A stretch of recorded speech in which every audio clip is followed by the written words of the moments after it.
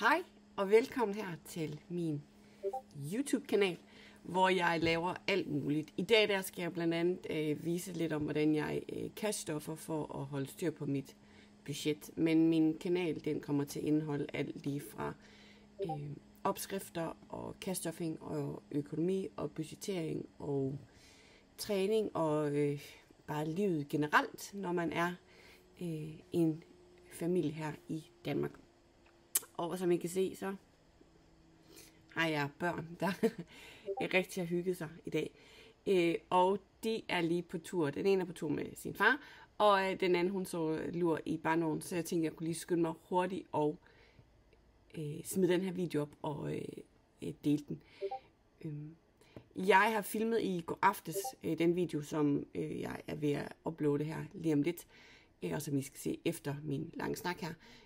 Og derfor er jeg lidt træt, så jeg gav mig en lille smule. Men sådan er det, når man står op klokken 5 og giver sig til at filme klokken 9:15 om aftenen.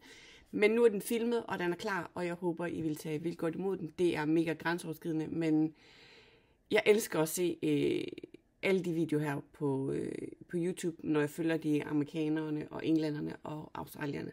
Så jeg elsker at se det på engelsk, men jeg savner nogle gange noget at se, hvor jeg kan sammenligne det med det danske. Så derfor så kommer mit take på cashstuffing her. Halløj. Det har jeg set, at folk, der cashstoffer, de gør, de sådan viser deres hænder sådan her, sådan meget fancy. Men jeg har kørt cashstuffing i lidt over et år, og tænkte, at nu kunne jeg lige vise, hvordan jeg gør og bruger det.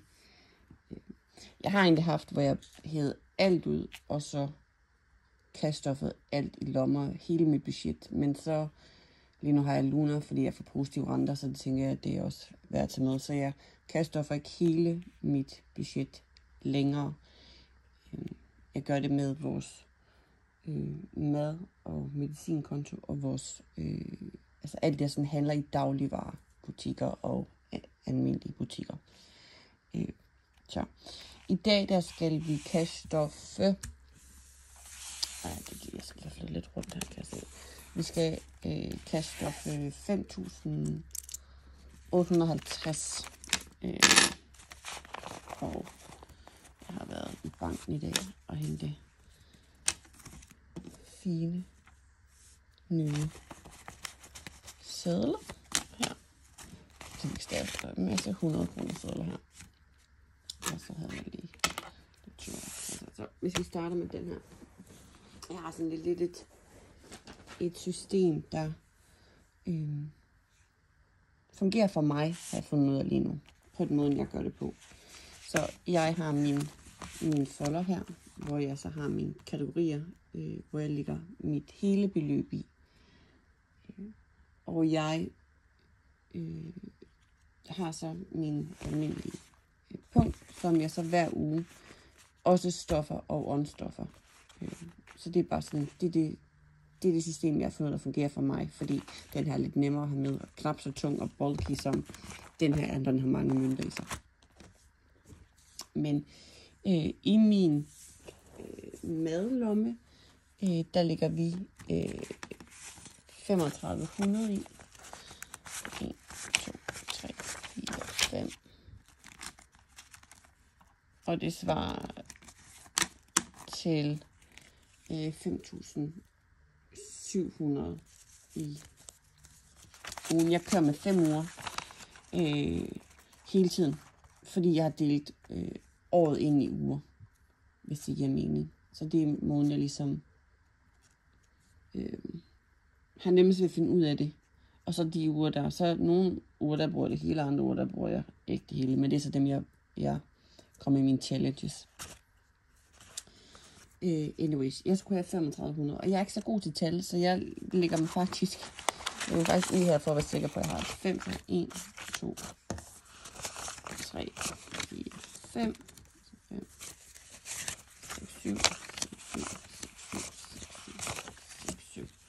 Så vi har 7, 14, 21, 28, 29, 30, 35. Så 3500. Og så gør jeg det, at jeg lægger den således her. Så når vi kommer i, så ved jeg altid, fordi jeg ikke er særlig god til tal. Hvilket egentlig også derfor, jeg begyndte at kaste stoffet. Det var for at få lidt mere styr på tal og se, hvor de ligesom røg hen. Fordi at jeg mister overblikket, når jeg skal bruge mit kort. Jeg synes, det er sværere at skal betale med kontanter. Og jeg hader at skal afløbe med kontanter, fordi jeg føler, at de har en anden værdi end mit kort. Hvis det giver mening. Men jeg plejer så at sige, at hver fredag er der torsdag aften eller fredag aften. Men nu har jeg lige fået løn i dag, så giver det mening, at jeg lige har ryddet op. Så der plejer jeg egentlig, at om fredagen, så tager jeg 700 og kommer over i min punkt, som har nogle flere lommer. Den har sådan i min punkt, der har jeg sådan en divider her nede i den ene side, hvor jeg har vores madpenge for ugen og vores diverse. Så har jeg, vi har 2 børn med bleer, så vi har også en børneblepost, og så har vi en slik- og snackspost. Og jeg er nødt til at have en slik- og snackpost, fordi ellers så ryger der ret meget af vores madbudget til det. Og så har jeg også bare min kort til worst case. Jeg er altid nødt til at stå på kortet, til hvis jeg nu er steder, så der var et mega godt tilbud på kød, eller frosne grøntsager. Og jeg så ikke har fået nok penge med, fordi jeg har ladet den store blive hjemme og kun har den lille punkt med. Men jeg havde 3500 her i. Jeg har budgetteret med 500 kroner til slik og solvand, fordi jeg også lige pt. Er ved at skære ned på det. 5. Og der kan jeg godt lide at have dem i 100 kroner sedler eller 50'er, fordi at så passer de fint ned i min anden punkt og min lomme den vej. Så der er 100. Og lige nu der har vi her i ferien, der vi brugt noget. Vi havde en ferieopsparing, og der vi brugt noget af den på vores slik og solvand til at købe storkøb ind. Så det virker måske også voldsomt meget nu, men måske der er meget til overskud. Jeg håber, der er overskud til, at vi løber solvand, så vi skal have solvand. Så har jeg også min husholdning og diverse, og den dækker over, hos os dækker den over bind, tampaks, toiletpapir. Undskyld, det er set på aftenen. Bind, tampaks, toiletpapir, tandpasta, tandbørster, you name it. Hvad der ellers ikke indgår i ting, vi kan spise. Det tror jeg giver mest mening. Vaskemiddel og sådan nogle ting. Og der ligger jeg også 500 i, og det gør jeg også i 100 kroner sedler. 5. Den er flot og ser ny ud. Det gør jeg også i 100 kroner sedler, fordi der har jeg også sat 100 i ugen. Og nogle uger, der bruger jeg dem, andre uger, der gør jeg ikke. Og så gemmer jeg faktisk mine diverse. Men det kan I se senere hen i min punkt her, kalder vi det. Så har vi børn. Vi har så lagt 2 blebørn. Og der smider vi 1000 kroner ind. Nu skal vi se. 4, 6, 7, 8, 9, 10. Der ryger 1000 kroner ind i børnene, og det er fordi det bliver, og fordi at vores børn er sådan nogle luksusbørn, der bruger Liberos Open Go bliver. Det er dem, vi føler sidder bedst på dem, og som de har mest bevægelighed i. Så når der er tilbud i Bilka, så giver det god mening at købe stort ind. Men den har, førhen har den også dækket over modermælkserstatning. Det gør den ikke mere, men så dækker den så over blæer, blæposer, vådservietter. Og så der sådan nogle squeezy pouches, hvis ikke jeg får lavet grødposer selv og smoothieposer selv, så er det også det, den dækker. Men ikke. Det er sådan, det er ikke en tøjpost, fordi der har de en tøjpost online. Så det her, det er til de der ting, man køber i en dagligvarebutik. Så har vi medicin og vitaminer, og vi har fast medicin hver måned 3. Lige nu ligger vi 350 i, og det skal vi lige have revurderet henover, fordi medicinen er steget som alt andet, fordi dosisen også er gået op. Men så, og så tager vi nogle faste vitaminer, og jeg tager nogle hårde vitaminer, fordi at graviditeterne har været rimelig hårde ved mit hår, så derfor så stoffer vi har lige skiftet ud i mange af vores vitaminer, derfor er den tom, men jeg har lidt til at stå på vores online, hvor det har stået førhen også i lang tid. Men nu kører jeg tilbage til det her i pungen. Ja, og det var sådan set det, jeg havde, der sådan skulle fyldes i den her. Så har jeg så mine mad-challenges og til overskud, og der plejer jeg at sige, at jeg kommer ud her, og den det gør det altså for mig indimellem med de her.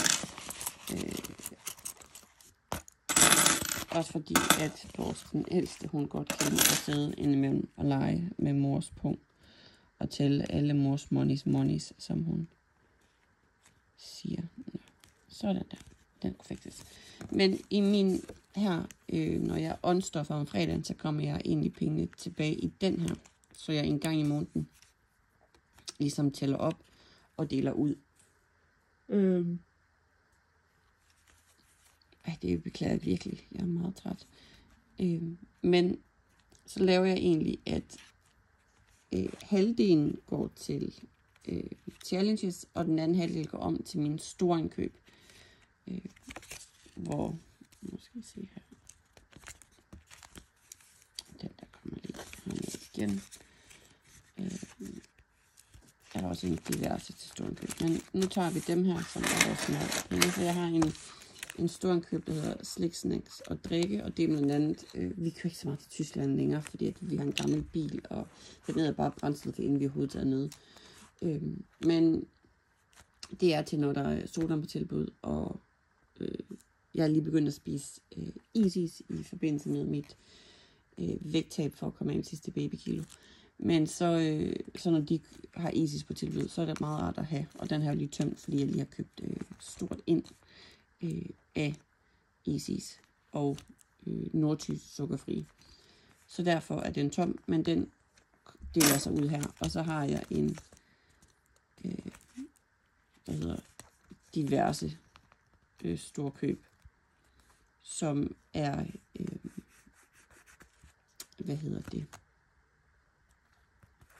fra den her med vores husholdnings diverse penge. Så. Og så klarer jeg, det er vores feriepenge, der har til overskud. Og det der er i overskud her, de kommer til at blive der i. Halvdelen kommer til challenges, og halvdelen bliver helt til sådan en diverse, eller store indkøb på andre madvarer, som konserves og mel og kød. Men, nå. Jeg skulle lige tælle sammen her. Og der er 2, 4, 10. Og jeg lægger den altid op i 100. 2, 4, 100, 30, 40,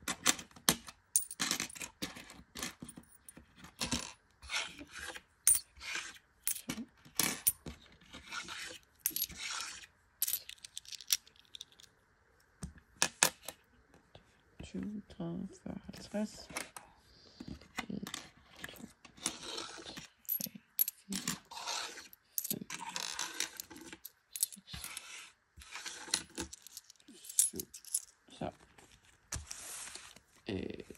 Fordi vi lige har brugt en masse herfra og handlet ind, så kommer der egentlig bare de 57 kommer bare i den her.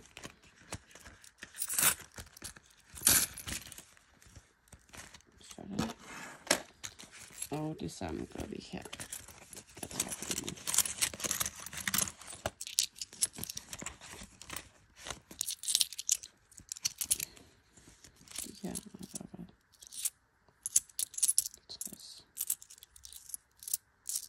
Så smider vi 50 i herom til den her, fordi jeg har næsten ikke købt toiletpapir på tilbud.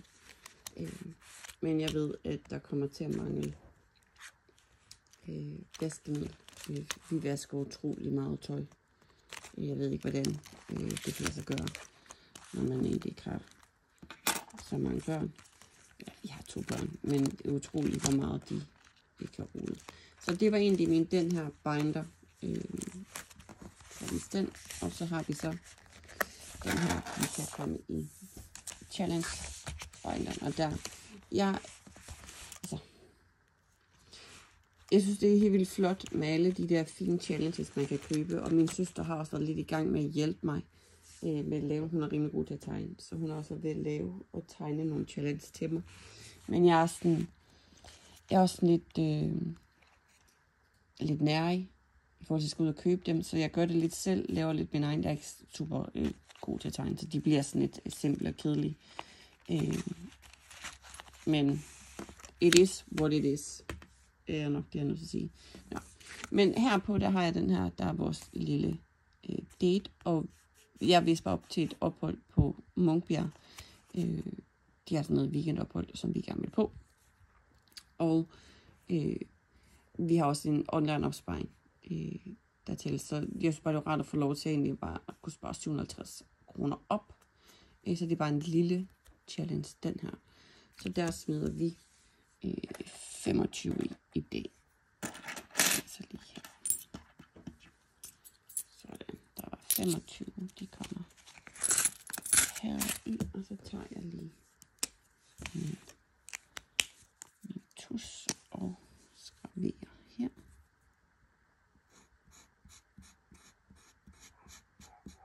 Sådan. Og så kommer den her ind igen. Det er meget rart med det her kort, men det går egentlig rimelig godt med den her. Vi havde en ret god en i forhold til ferie, vi har lavet. Og min nyeste challenge er den her, der hedder julen 2024. Vi har, udover at vi holder juleaften hjemme os selv, så holder vi os altid fødselsdag, fordi den store pige har fødselsdag juleaften. Så et juletræ er 25 kroner. Og jeg tror faktisk, jeg bestemmer for, at vi... Nu skal vi se, hvad jeg har challenge. Så har jeg også lavet nytår, men den er ikke så... Den der, tror jeg, så lige. Nå. Jeg ramper lige. Men jeg tror, jeg smider... Ja, jeg farver 2 juletræer med 50'er i. Julen, den er ikke billig, og den bliver ikke billigere i disse inflationstider. Men så laver vi lige sådan nogle fine lysrøde juletræer. Og det er jo, som I kan se, altså... Jeg tror bare, at jeg også synes, det er meget rart at lave nogle challenges. Og så i stedet for, at jeg skulle vente på at få bestilt noget hjem, eller at min søster var færdig med at tegne, så blev jeg sådan lidt utålmodig. Så jeg lavede bare sådan et hurtigt juletræs her, bare for sådan noget lidt mere kraftigt papir. Og det fungerer for mig, fordi det er jo egentlig bare mig, der bruger det, og så fordi jeg lige er begyndt at vise de her videoer omkring, hvordan jeg gør, fordi jeg synes, det er sjovt og hyggeligt. Og nu er der så 50 kroner til jul. Og det kan være, den er. Når jeg håber, der bliver, så kan det lige blive til en lille juleland. Jeg burde kunne finde noget, der er billigere end 500 kroner. Det kan være, at vi kan få hele vores julemenu for det her. Er min plan. Nå. Nytår, der er sat lidt større challengebeløb på, men det har vi ikke. Og vores nyeste er, at vi har lavet sådan en takeaway-lomme her. Men jeg tror, hvis vi gør... Vi tager lige den her, vores hus-challenge. Vi bor til leje lige nu, og drømmer om at komme til at bo i hus igen. Men der er så meget økonomi, der lige skal styre på den vej igennem først. Så derfor prøver vi stille og roligt op til en ny udbetaling. Det er drømmen. Men det gør jo så også, at vi starter i det små, fordi at økonomien er presset. Så vi siger her, der smider vi 20'er i. Og 300 kroner, det kan også godt virke som sådan et sølle beløb, men altså 300 kroner mange gange bliver jo til sidst til mange penge. Og så har vi vores takeaway, og den tror jeg faktisk, jeg blev enig med mig selv om, at det bare blev sådan en, jeg lige skrev på, når jeg smider nogle penge i. Så der tager vi så, der var jeg tror, det bliver sådan en mønt-challenge, så vi siger, at det er en 20'er, og det er en krone, og det er en 2 kroner.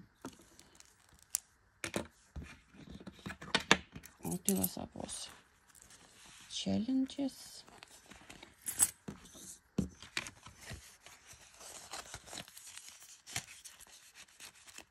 Til vores takeaway. Vi har været slemme sådan til at bruge alle vores egen lommepenge på takeaway, og beslutte os for, at fremadrettet er det slut. Vi har ret meget gæld hængende hen over hovedet, gående konkurs. Så vi venter lidt ligesom på at skal finde ud af, hvor meget vi hver måned skal betale af på den gæld, for en gang blive gældsfri, så vi kan få os et hus. Så derfor er vores lommepenge, de er sådan lidt låst, og vi er så valgt, at vi ikke skal have ret mange lommepenge hver måned, fordi vi er ved tælle og kigge på, hvad for et beløb vi eventuelt skal betale af med hver måned, så vi øver os i at leve for mindre end hvad vi har.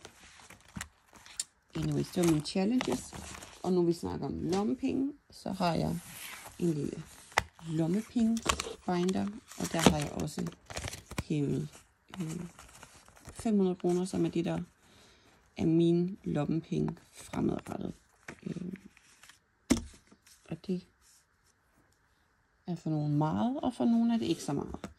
Og den her måned, jeg har forskellige poster i. Jeg har for eksempel, det hedder makeup og negle. Jeg laver selv mine negle, eller så får jeg min søster til at lave det, og nu har jeg lige en her.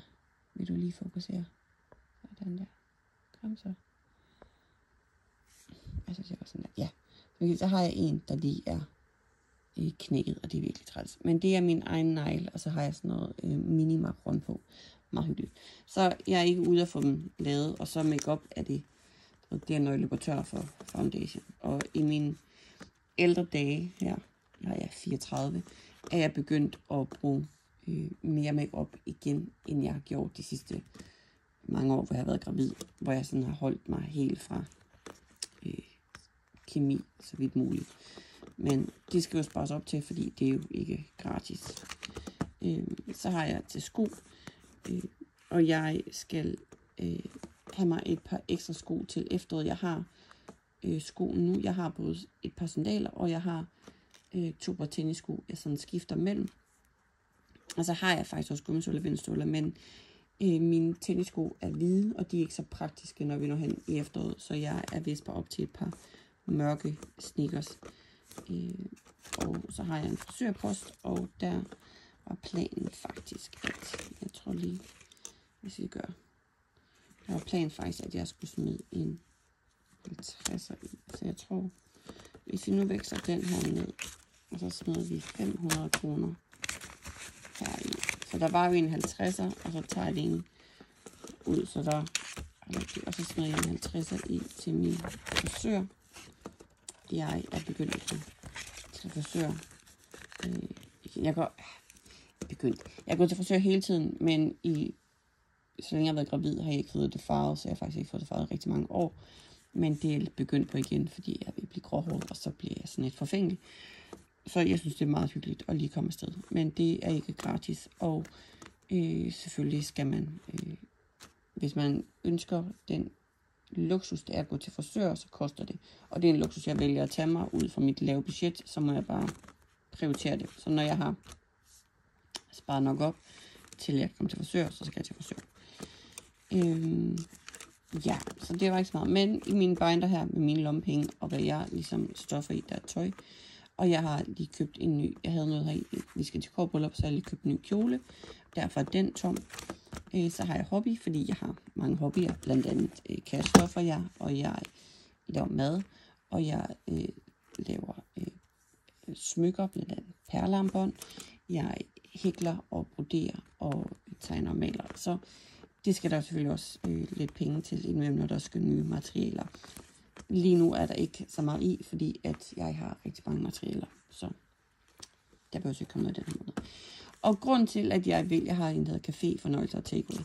Og grund til, at jeg vælger at smide lidt ekstra i, det er fordi, at min søster i fødselsdagsgave tilbage i december har fået en cafétur, bare hende og jeg.